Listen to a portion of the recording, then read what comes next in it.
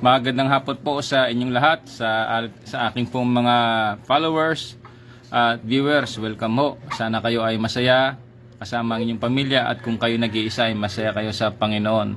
Again, welcome po sa ating segment na Vox Populi. Ang topic po natin ngayon ay Duterte hearing doon po sa Hague. At again, ito po ang inyong host, Jesus Sukgang Jr. o the Alteram Partem. Let us share the other side. Antabay ho tayo meron po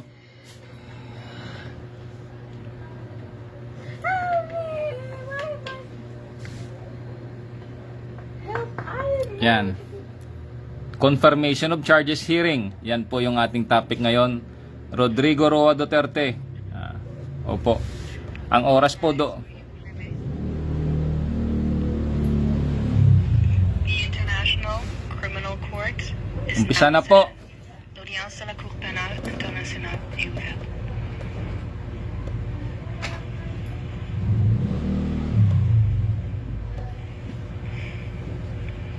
Please be seated. Veuillez vous asseoir.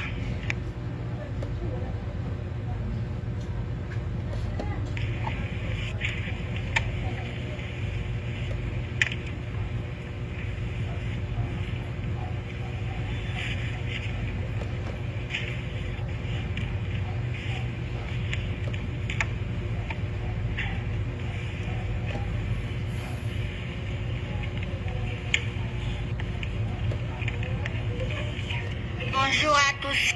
Good morning to all. I would like to welcome all those inside and outside of this courtroom.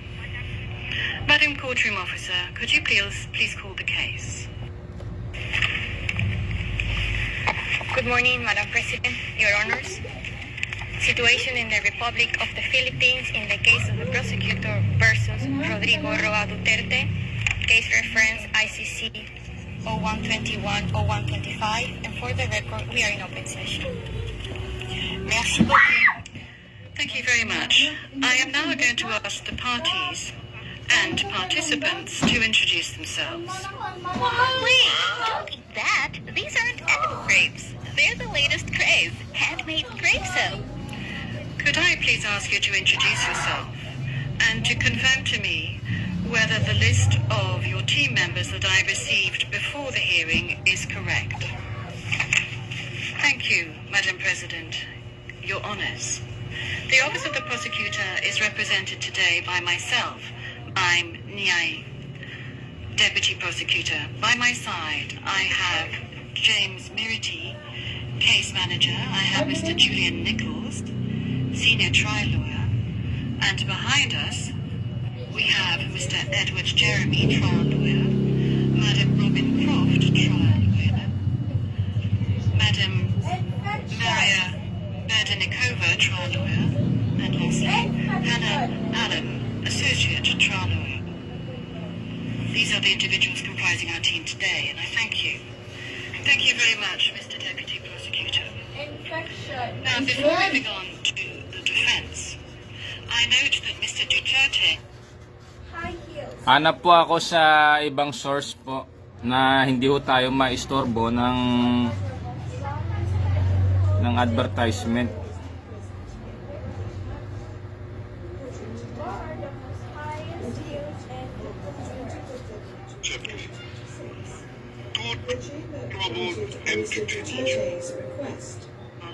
To waive his rights to be present at the charges hearing.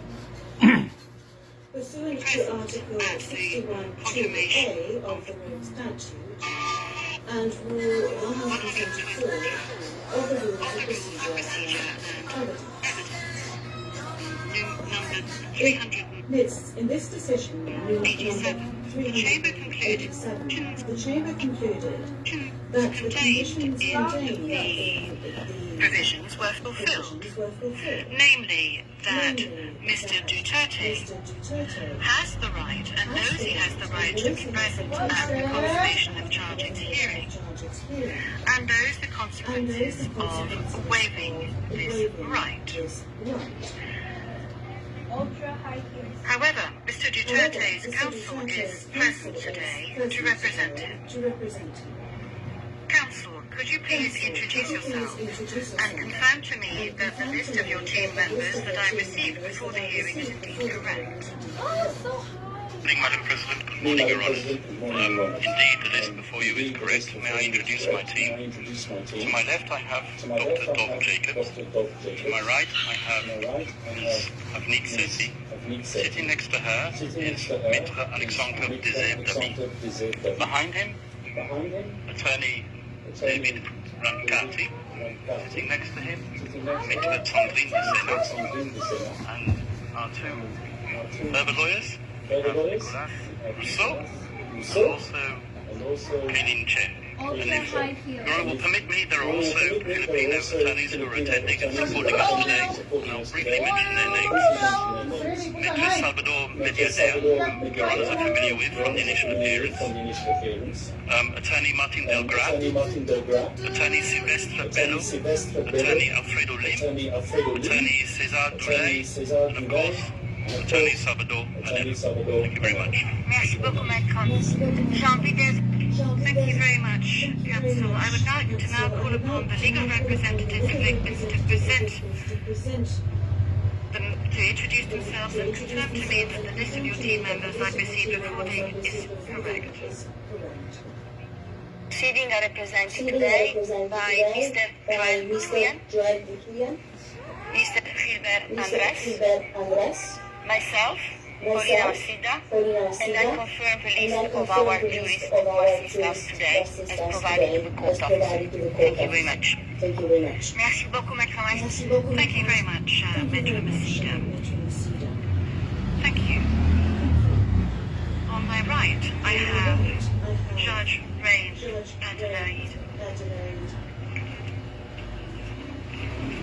And I have Judge Adelaide Sophie Alapina Gansu, and to my right I have Maria del Socorro Flores Vieira. And I am Julia Antonuela Utok, and I am the presiding judge in pre-trial chamber 1 of the court. This hearing concerns the confirmation of charges by the prosecution against Mr. Duterte. At this stage of pre-trial proceedings, the OTP alleges that Mr. Duterte is responsible for the crimes that the court officer shall read out shortly. The Chamber shall not take any decision with regard to the guilt or innocence of Mr. Duterte during this hearing.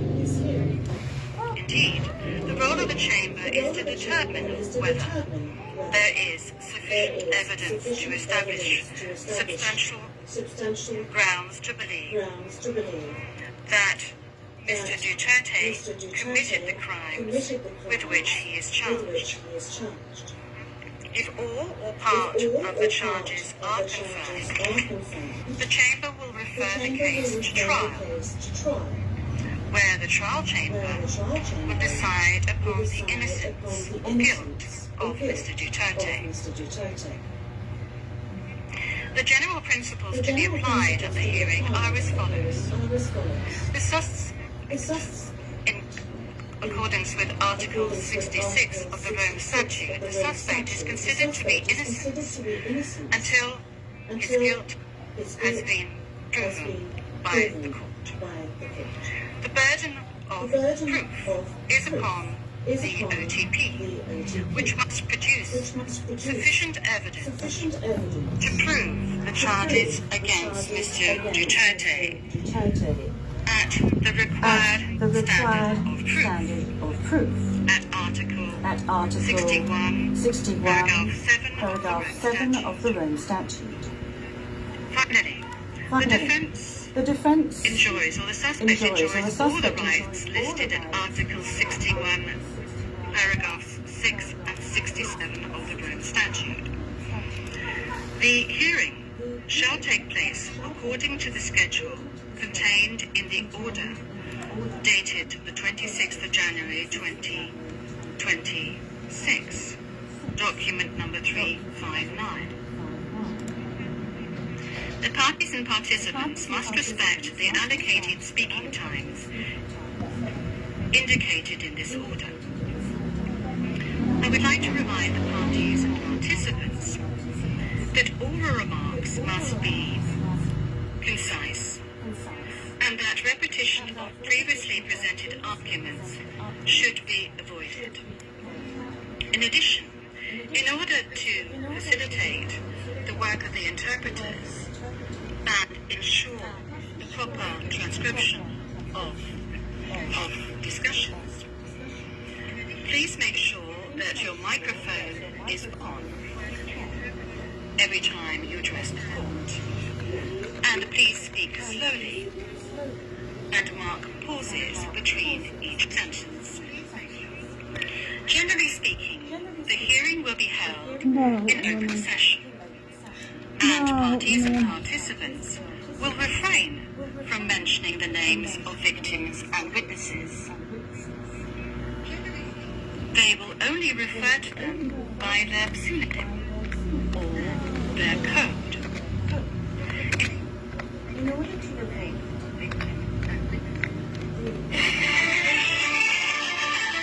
In order to avoid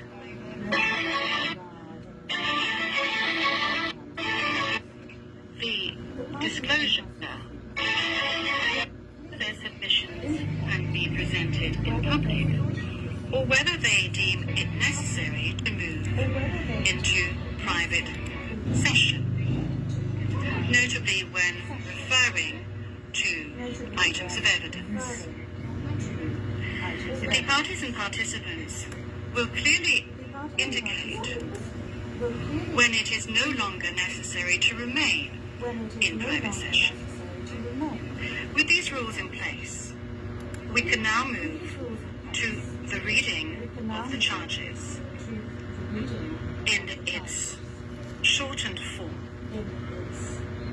indicating the charges against Mr. Duterte.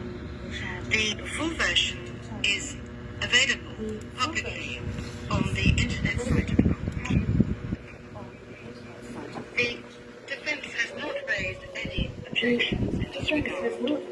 I would like to remind the public that the charges that shall be read out in a few seconds comprise allegations raised by the Office of the Prosecutor that the Chamber shall decide, that shall analyze in order to decide whether the evidence presented by the Office of the Prosecutor is sufficient in order for these charges to be confirmed.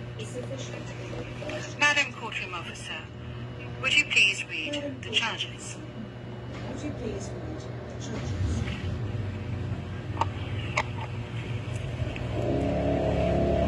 The prosecution charges Mr. Rodrigo Duterte with 2 counts of murder and 1 count of murder and attempted murder as a crimes against humanity committed between 2013 and around June 2016 and between around July 2016 and September 2018 in the Republic of the Philippines as follows.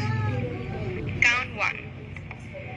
Murder of 19 victims alleged to be criminals, including 3 children, who were killed in or around Davao City in the Philippines between 2013 and around 2016 by members of the Davao Death Squad, while Mr. Duterte was the mayor of the Davao City pursuant to Article 71A of the Rome Statute.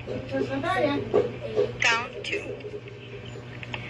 Murder of 14 victims labeled as high-value targets for their alleged criminality, who were killed in locations across the Philippines between around July 2016 and July 2017 by a network of perpetrators comprising state actors and others, referred to as the National Network, while Mr. Duterte was the President of the Philippines pursuant to Article 71A of the Rome Statute.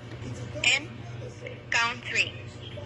Murder and attempted murder of 45 victims, comprising 43 murders and 2 attempted murders of persons alleged to be criminals, including 3 children, who were targeted in barangay clearance operations in locations across the Philippines between around July 2016 and September 2018 by members of the national network, while Mr. Duterte was the President of the Philippines pursuant to Articles 71A and 25(3)(f in respect of the attempted murder of the Rome Statute.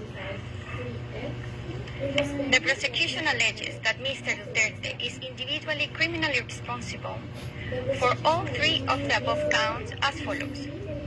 First, as an indirect co-perpetrator pursuant to Article 25(3)(a) of the Rome Statute. At least between 1st November 2011 and 16 March 2019, Mr. Duterte and his co-perpetrators shared a common plan to neutralize alleged criminals in the Philippines, including individuals perceived or alleged to be associated with drug use, sale, or production, through violent crimes including murder. Mr. Duterte and his co-perpetrators implemented this common plan through the hierarchically organized structures of the Davao City Police, and Davao Death Squad, and then the national network. Within the framework of the common plan, Mr. Duterte made essential contributions to the crimes in counts 1 to 3 by A. Designing and disseminating the police to neutralize alleged criminals, both in his role as a mayor of the Davao City and also during his presidential campaign and as a president, including by endorsing the anti-illegal drugs campaign Double Barrel. B. Establishing and overseeing the DDS. C. Instructing and authorizing violent acts, including murder, to be committed against alleged criminals, including alleged drug dealers and users. D. Providing personnel and other necessary logistic resources such as weapons, including those to be used in the execution of the crimes. E. Appointing key personnel to positions which were crucial to the execution of the crimes. F. Offering financial incentives and promotions to police officers and hitmen to kill alleged criminals. G. Creating and maintaining a system in which perpetrators knew they would be protected, including through promises of immunity and shielding perpetrators from investigation and prosecutions. H. Making public statements authorizing, condoning, and encouraging killings of alleged criminals, both as a mayor of the Davao City and as a president of the Philippines. I. Authorizing state actors to take part in the anti-drugs campaign and temporarily revoking such authorization, including to placate public outcry. J. Publicly naming individuals and holding up charts from lists of alleged criminals, including so-called high-value targets, some of whom were subsequently killed.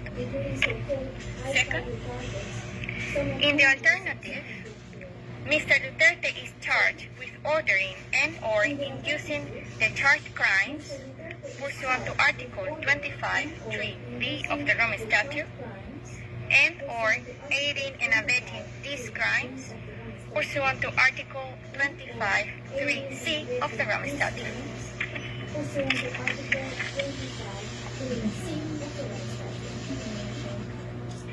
Merci, Madame la Greffière.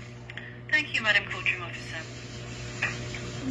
With regard to objections and observations under Rule 122, paragraph 3 of the Rules of Procedure and Evidence, the Chamber notes that the defence submitted a number of written observations, and the last of which was on the 16th of February 2026, to which the OTP and the legal representatives of victims responded, respectively, on the 17th and the 18th of February 2026. On the 20th of February 2026, the Chamber dismissed in its public decision the defence's objections.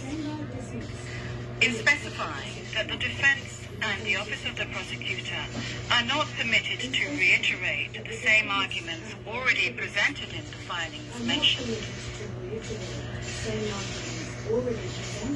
that they filed to date in this case, I will now ask if the parties wish to make any oral submissions on this point before moving to the opening statements. Mr. Deputy Prosecutor? Mr. Nyan, we do not have any submissions to make in this regard. Thank you very much, Mr. Deputy Prosecutor. Counsel? Merci beaucoup, Monsieur Kaufmann.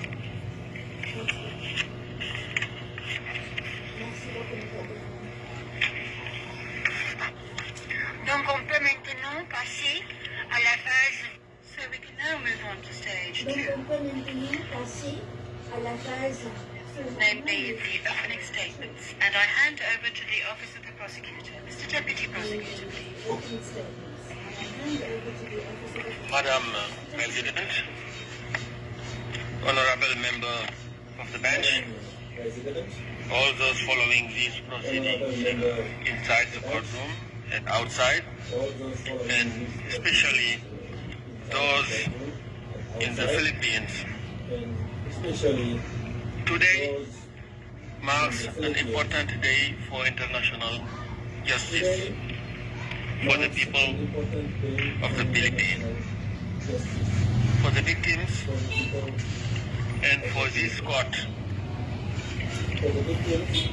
The commencement of the confirmation hearing against Mr. Rodrigo Roa Duterte is a reminder of the court's unwavering commitment to its mission to investigate and prosecute individuals for the most serious crimes of concern to the international community, and to bring justice to the thousands of victims of the mass crimes and atrocities perpetrated in the Philippines. It is also a reminder that those in power are not above the law. Your Honors, over the course of the next 20 minutes or so, I will provide an overview of the evidence in this case that demonstrates that Mr. Duterte is responsible for the charged crimes. And my team will then develop aspects of this evidence in more detail. This case before you today, it is before you today because there are substantial ground to believe that Mr. Duterte is criminally responsible for those 3 counts of murder just spelled out in attempted murder as crimes against humanity. These charged crimes were committed during the time within the court jurisdiction, which is between 1st of November 2011 and 16th of March 2019. At first, they were committed in and around Davao City, where Mr. Duterte was a mayor, and then expanded across the rest of the Philippines when he became president. Mr. Duterte is charged with 49 incidents of murder and attempted murder of 78 victims, including children. These murders and attempted murders were part of a widespread and systematic attack that overall resulted in the killing of thousands of civilians across the country during the relevant time frame. Thus, the charged incidents are merely a fraction of the overall criminality that resulted from Mr. Duterte's so-called war on drugs. What is Mr. Duterte's core contribution? Your Honors, Mr. Duterte played a pivotal role in the commission of the charged crimes.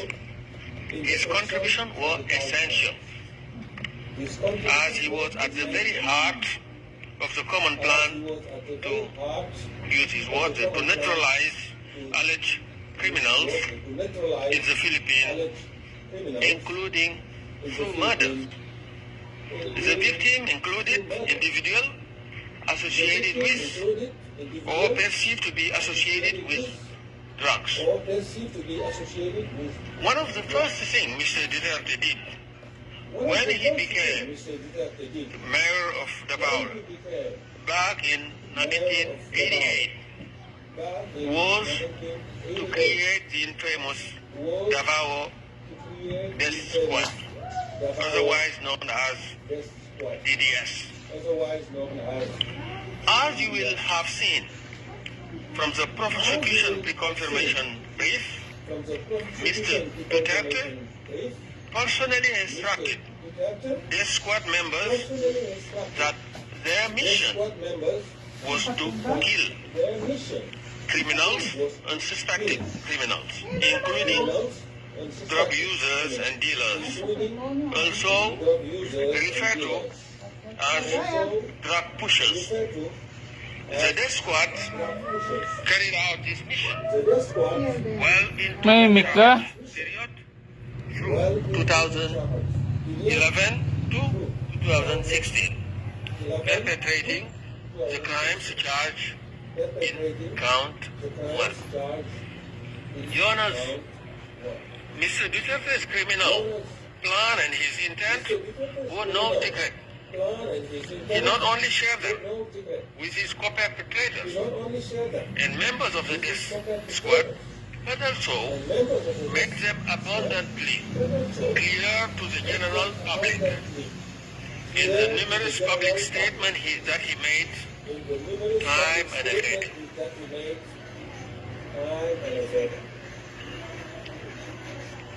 During his presidential campaign, Mr. Duterte explicitly vowed to implement the common plan to neutralize alleged criminal nationwide if elected.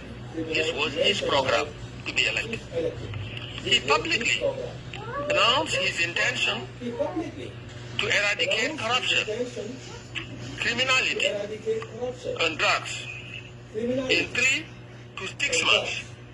And this is what he said. I quote, "If I become the president, I will order the military and the police to hunt down the drug lords, the big ones, and kill them." That's what he said. And this can be found at tab 12 of the prosecution list of material. Similarly, when speaking about druggies, in a televised interview in 2015, this is again what he said.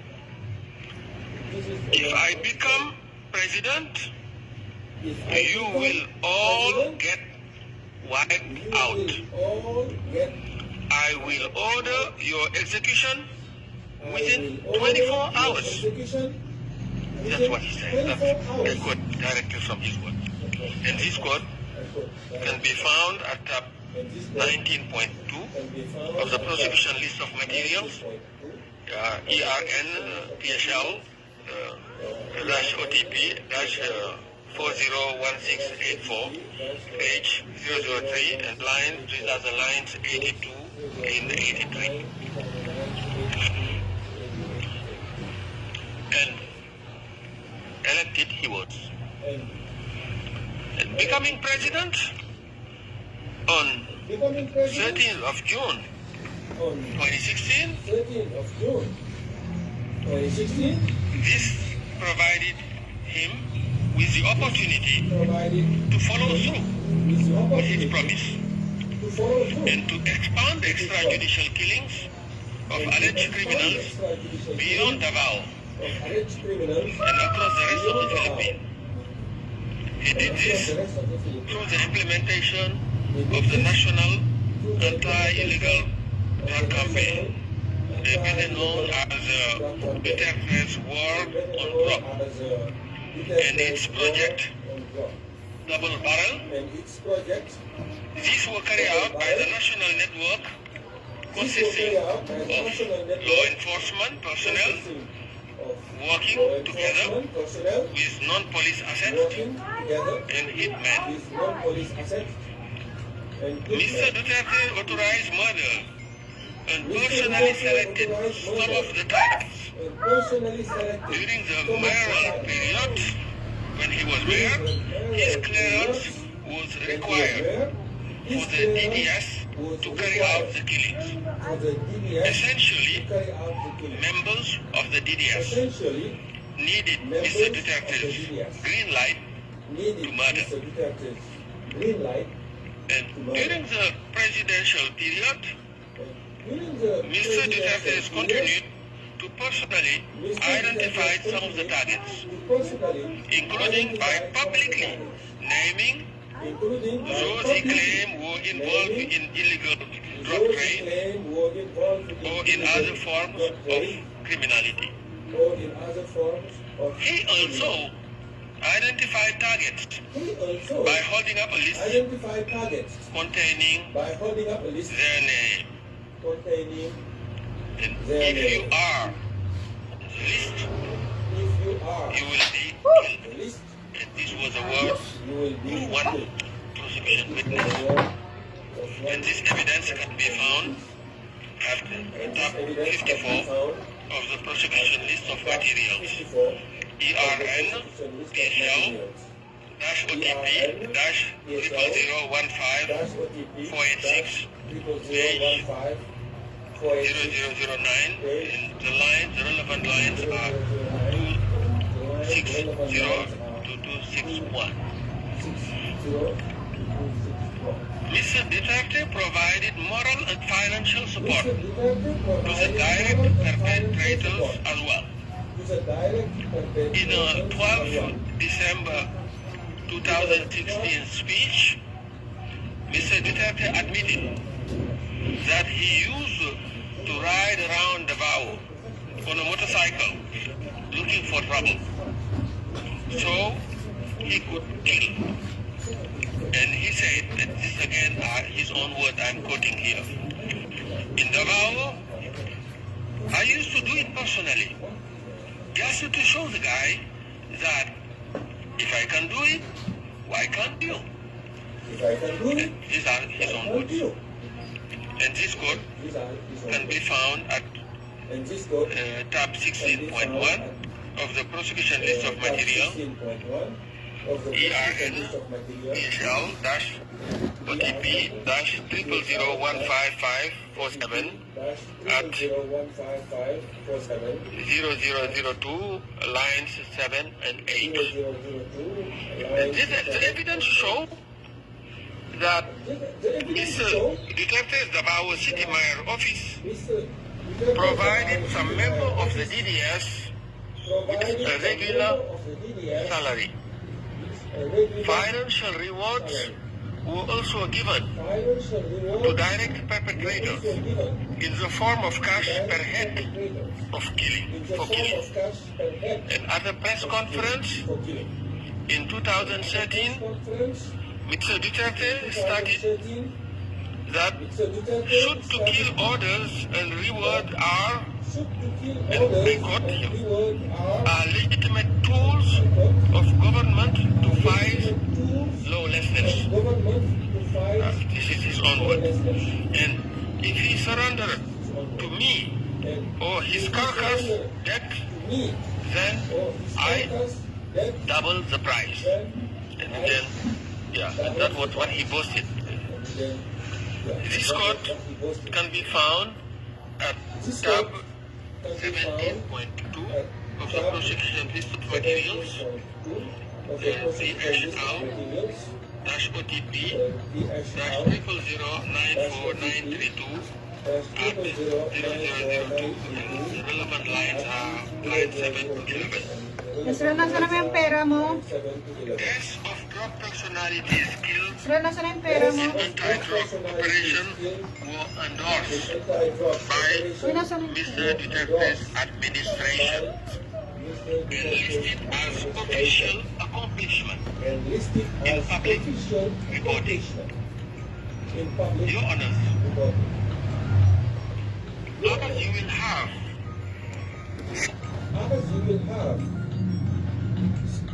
confirmation brief, Mr. Duterte also provided the direct perpetrator with weapons, ammunition, and logistical support to facilitate the commission of the charged crime. And he also had wide control over those crimes. And let me now turn specifically to that control.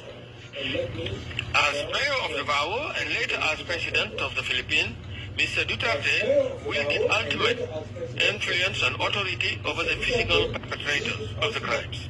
As mayor, Mr. Duterte was chief executive of the Davao city government, with responsibility for exercising general supervision and control over all its activities. He had formal operational supervision and control over National Police Unit in Davao. As creator and head of the DDS, he also had de facto control over the death squad's members. When Mr. Duterte became president on the 30th of June 2016, he sat at the very apex of the political power structure in the Philippines. He became the head of state, head of government, and commander-in-chief of all armed forces of the Philippines. He also became the leader of the country's police forces. This level of authority allowed him to wield de jure and de facto control over those implementing the common plan nationwide. Mr. Duterte's control over the crime is also apparent from his ability to interrupt their commission when he so chooses. And as outlined in our confirmation brief, he successfully suspended police anti-illegal drug operation on 2 occasions following public outcries in response to particularly notorious killings. On both occasions, the number of reported killings dropped significantly during the suspension, showcasing his control. So when he asked people to act, they act. When he asked them to refrain, they do so. They obey. So Mr. Duterte was well aware of the authority he had over the perpetrators. In a speech given to the National Bureau of Investigation in November 2016, he expressly acknowledged his position of power. And this is what he said. To the military, I am commander-in-chief. On the civilian side, I am the chief executive of the government. And when talking about the police, this is what he said. They are my subordinate, and I am ultimately responsible for their needs. These are quotations, and they can be found at tab 131.2 of our prosecution list of materials at ERN-PHL-OTP-00095-679, page 0004, and the relevant lines are from 131 to 134. And the direct perpetrators complied with Duterte's order and respected his authority. Mr. Duterte was respected by the physical perpetrators. He was feared, and his order and instruction were obeyed. One insider witness explicitly says that the police killed, and I quote, because of the directive of the president. This is what the witness said, an insider. And this quote can be found at tab 120 of the prosecution list of material, ARN PSL OTP -000-88631-R01, page 66, and the relevant line are from 2304 to 2306. And this statement is corroborated by other statements we are also provided. And some direct perpetrator complied because of their blind loyalty to Mr. Duterte. Some did it out of fear, and others were encouraged to comply by promises of money and rewards. For some, killing reached the level of a perverse form of competition, with effort to attain killing quotas, which in turn would lead to promotions and rewards. Others felt there was no other choice but to comply, with one insider explaining that it was simply not possible to not obey Mr. Duterte's command. And this is also from an insider witness.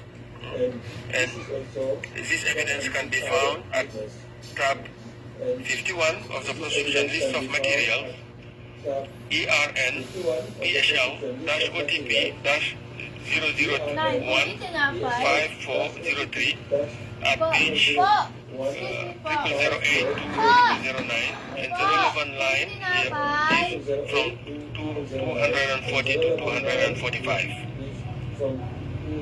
Direct perpetrators were further emboldened to commit crime by Mr. Duterte's repeated promises of immunity.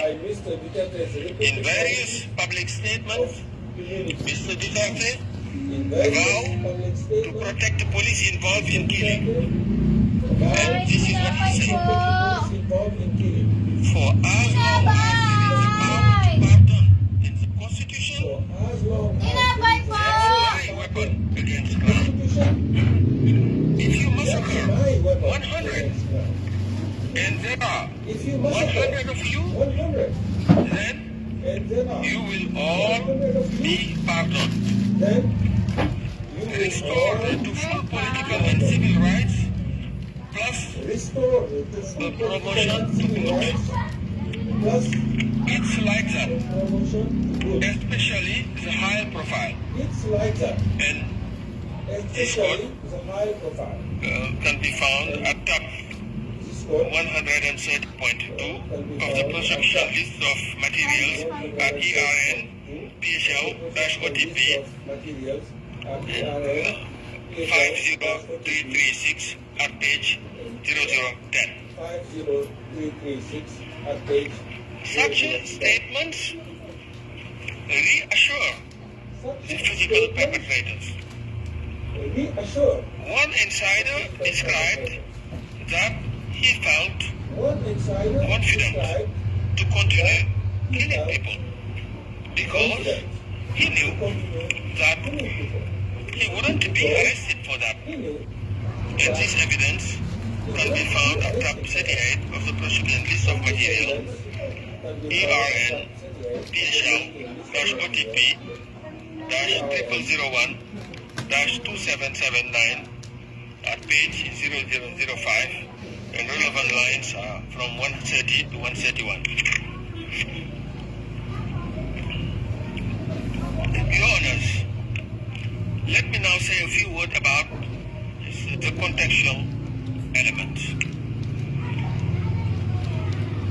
The 78 murders and attempted murders that Mr. Duterte is charged with in this case were not random. These were not random crimes. Nor was they spontaneous or happened in isolation. Rather, the evidence demonstrates that they were part of a widespread and systematic attack directed against the civilian population of the Philippines. The murders and attempted murders were carried out across the Philippines and over a substantial period of time. Overall, Duterte's so-called war on drugs resulted in the killings of thousands of civilians from the 1st of November 2011 to the 16th of March 2019, and many of these victims were Excuse me, Captain, you have 5 minutes left. were children. The victims of extrajudicial killing charged in this case were brutally murdered, some after having been abducted and mistreated. Unlike Mr. Duterte, who is represented by his counsel here today, they were deprived of any form of due process. The loss of every single one of these victims had the most profound impact on their families, their friends, and ultimately their communities. Their suffering was met not merely with Mr. Duterte's indifference, but with his mocking. In a 25 July 2016 speech, he expressly made fun of the iconic photograph portraying the partner of an extrajudicial killing victim cradling his body, which now visible on our screen. While the specific incident portrayed in this photograph is not charged in this case, Mr. Duterte's comment on it is demonstrative of his attitude towards the victims. In reference to this photo, Mr. Duterte, this is what he said. Those of you who are still sober, those who haven't tried illegal drugs, if you don't want to die or get hurt, don't rely on the priest, including human rights advocates. They won't be able to prevent death. So, don't do it. And then, there you are, sprawled on the ground, and you are portrayed in a broadsheet like Mother Mary cradling the dead cadaver of Jesus Christ. That's how they are creating dramas here. This is what he said. And this quote can be found at tab 128 of the Prosecution List of Material Act, ERN PHL-OTP 50335, page 0008. Of course, the question of whether Mr. Duterte had knowledge and intent, of course, it goes without saying. Your Honors, Mr. Duterte intended and knew that the charged crime were occurring, or that they would occur in the ordinary course of events that he had set in place and put in motion. His intent and knowledge are shown by the multiple statements he made throughout his mayoral and presidential tenure, promising to reduce crimes by killing alleged criminals, promoting the common plan, and urging police and even members of the public to kill alleged criminals. As detailed in the prosecution reconfirmation brief, and as Your Honor will hear in the course of my team's presentation, Mr. Duterte also made statements directly acknowledging allegation of extrajudicial killings by his subordinates and issued written order showing he knew about the crimes they committed. As detailed in the prosecution Your Honors, confirmation brief, and as the Your Honor prosecution revealed relies in the course of on my significant investigation, and varied sources of evidence so made to statements demonstrate that substantial ground exists to believe that Mr. Duterte is criminally responsible for the crimes. and issued written This evidence includes multiple witness statements, including insider witnesses. It includes Your Honors, many speeches of Mr. Duterte himself, as well as a statement of his co-perpetrators. It also includes orders and other documents signed by himself. that Mr. Duterte The prosecution further relies on official government documents, including material from the Philippine National Police. It relies on drug watch list, on audio and video material, as well as on forensic and financial evidence. Your Honors, during the prosecution subsequent presentation, my colleague will elaborate on some of these core evidence in more detail.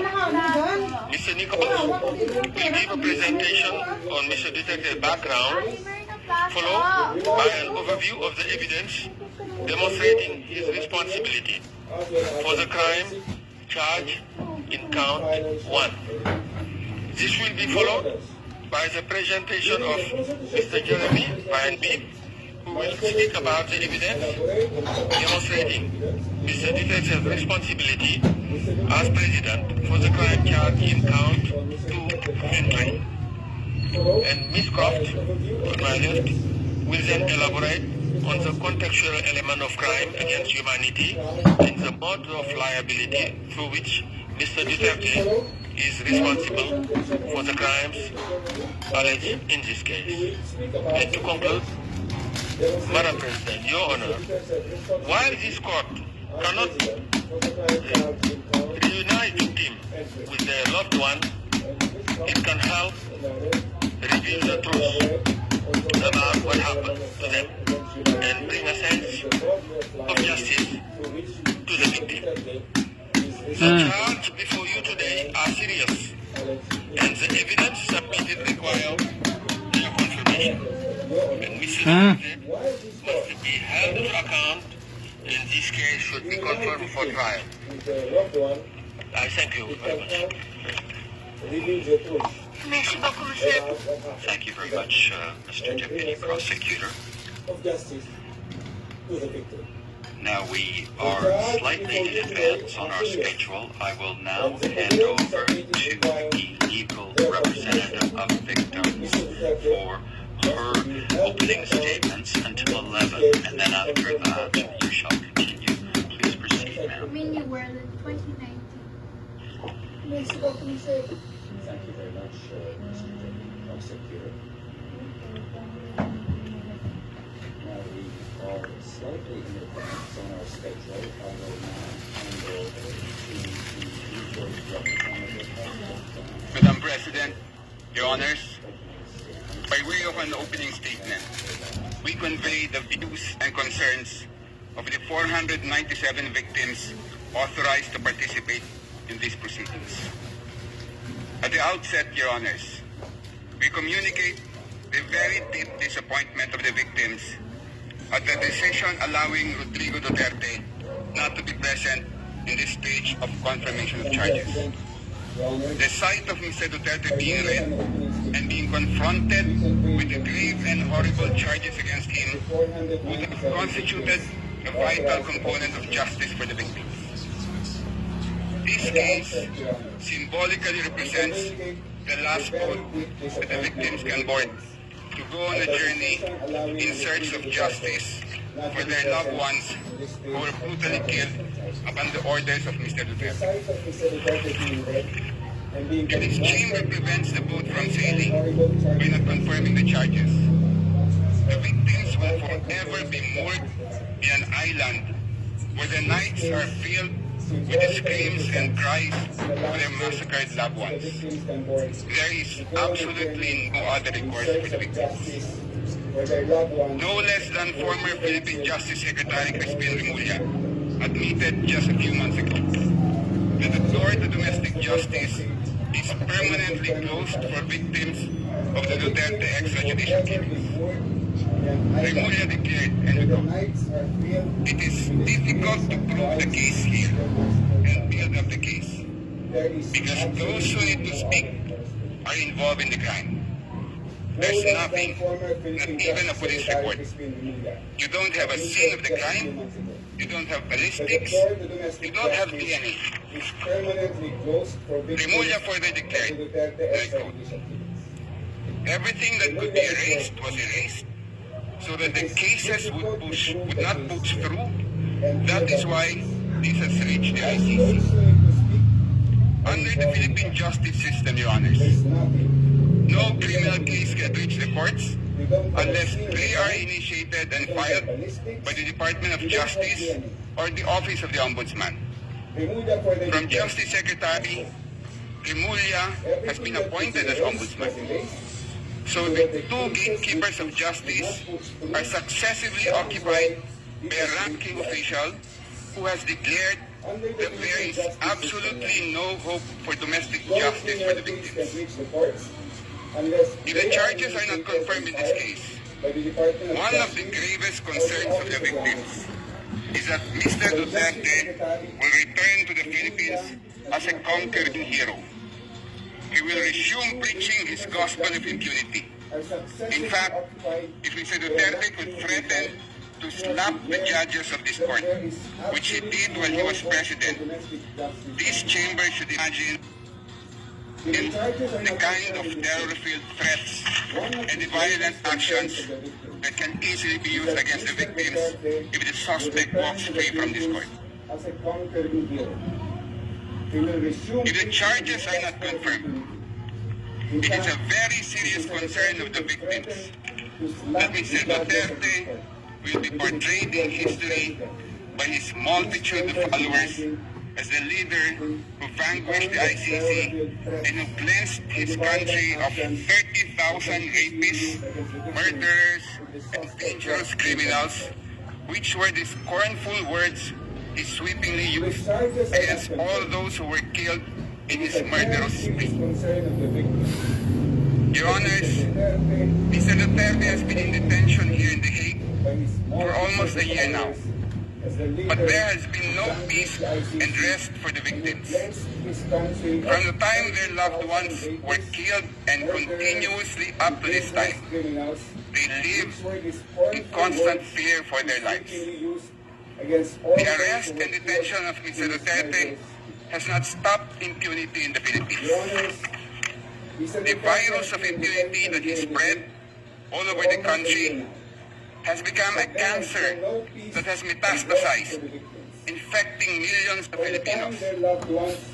Mr. Duterte has created clones of himself. He converted millions of peace-loving citizens into bloodthirsty disciples who have become converts to the belief that violence and killings are valid solutions to societal problems.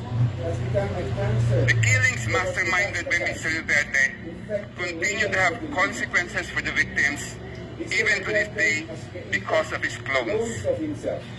These mini Dutertes harass, threaten, or commit outright violence against the victims and their families. As shown by the number of victims participating in this proceeding so far, many still fear to come out and tell their stories of how their lives became a living hell as a result of Mr. Duterte's crimes, and because they are constantly terrified of being targeted with violence by Duterte fanatics. Many victims have been hesitant to participate in this ICC case because they live in communities that thrive with Duterte clones. They see the halls of power of their country teeming with Duterte disciples. They see and hear senators, congresspersons, mayors, governors, and powerful public figures who are mini Dutertes. The daughter of Mr. Duterte is the Vice President, and she has just recently declared that she is running for President in 2020. One Duterte son is a congressman. Another is the Davao City Mayor, and his grandchildren occupy positions of power. The plague of impunity has spread not only among Filipinos in the Philippines, but even among expatriate Filipinos in faraway lands like here in The Hague. When we reported to the victims that we, their external legal representatives, feel like fugitives. Apologies, counsel, is 11 o'clock.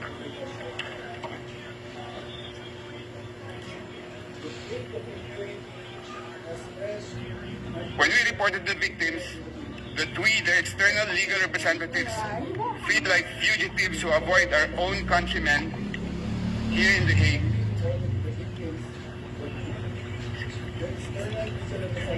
Merci beaucoup. Thank you very much, Council. We will now take a half-hour break as provided for in the schedule, and you shall resume your remarks at 11:30. These are the rules that are set in the schedule, which was set in paragraph 18 of the decision.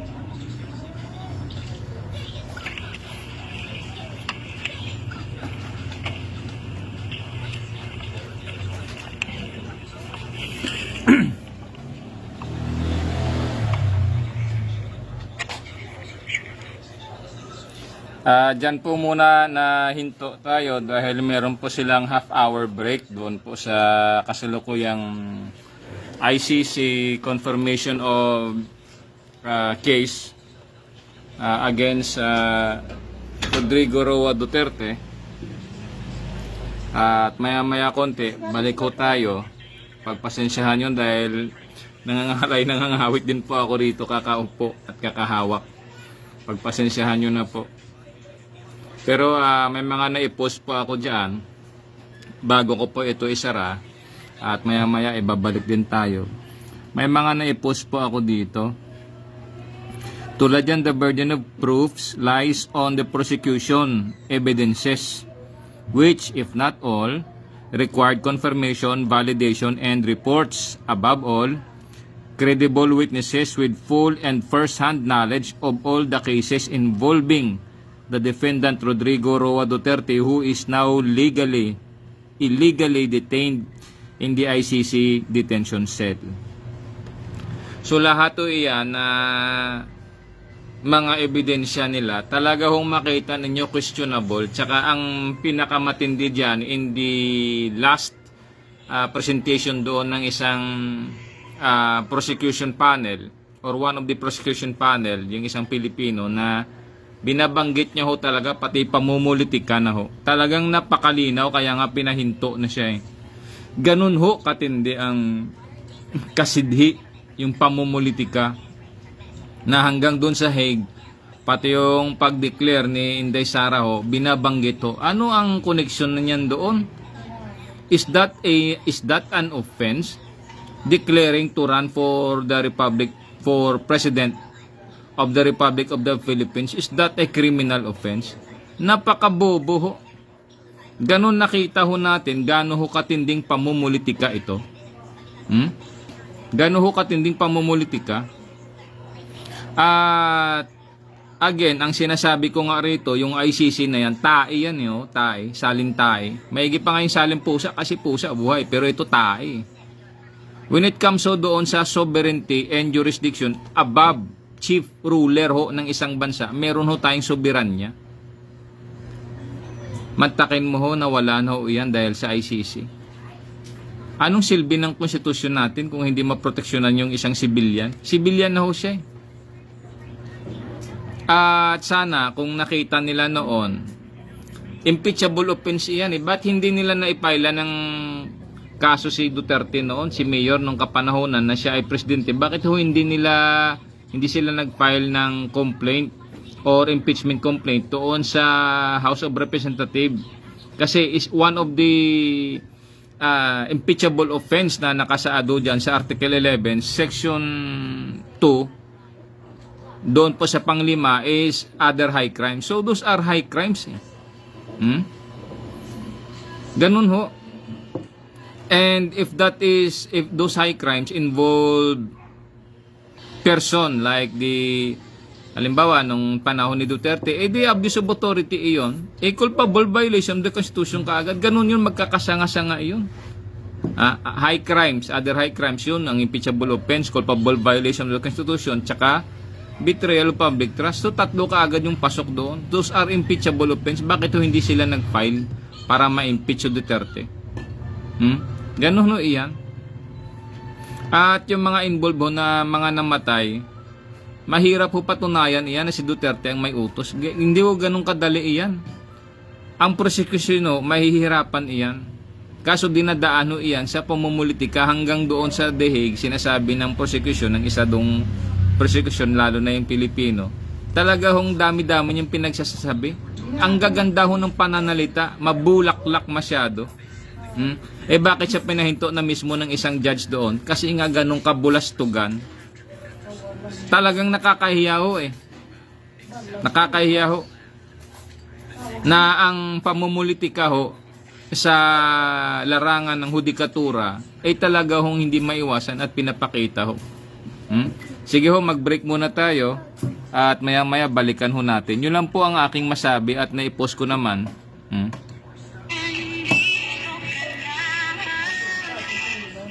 Salamat po sa Diyos, sa Panginoon at sa Espiritu Santo. Again, ito pong ating segment, Vox Populi, ang ating pong topic, ICC Duterte confirmation ng charges. So, antabay po tayo muli at babalik po tayo maya-maya ng konti. Salamat po sa Diyos.